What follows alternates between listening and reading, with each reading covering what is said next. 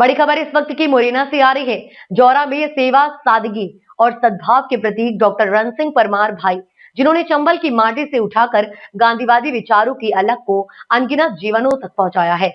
चंबल अंचल की वीरभूमि मुरैना जिले के रिवायन क्षेत्र के एक छोटे से गांव में 18 जुलाई को जन्मे डॉक्टर रण सिंह परमार ने जीवन की साधारण शुरुआत को असाधारण कर्मों से महकाया। गांव की मिट्टी से जुड़ा ये बालक न केवल विद्या के पथ पर आगे बढ़ा, बल्कि समाज सेवा की उस पावन धारा में भी अविरल बढ़ता रहा, जहां केवल परिश्रम, समर्पण और त्याग की सुगंध होती है। एमएससी एग्रीकल्चर और पीएचडी की उच्च उपाधियों से विभूषित डॉक्टर परमार ने कृषि के क्षेत्र में आधुनिक विचारों की मशाल जलाकर किसानों को आत्मनिर्भर बनने की राह दिखाई। परंतु उनका व्यक्तित्व मात्र ज्ञान का दीपक भर नहीं, अपितु करुणा, सेवा और संस्कारों का संपूर्ण आलोक है।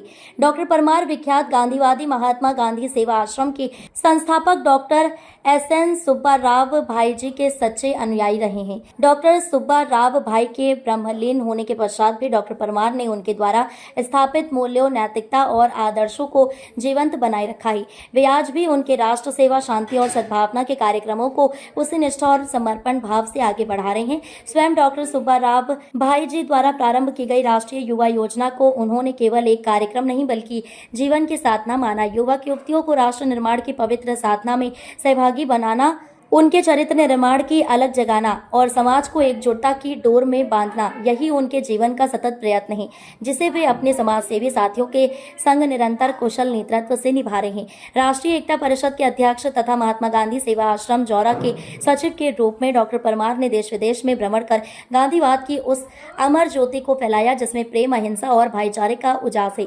विशेषकर आदिवासी समाज के अधिकारों की रक्षा और उनके उत्थान हेतु चलाए गए जनजागरण अभियान और विविध परियोजनाएं आज भी इस अंचल में नई चेतना और विश्वास का संचार कर रही हैं।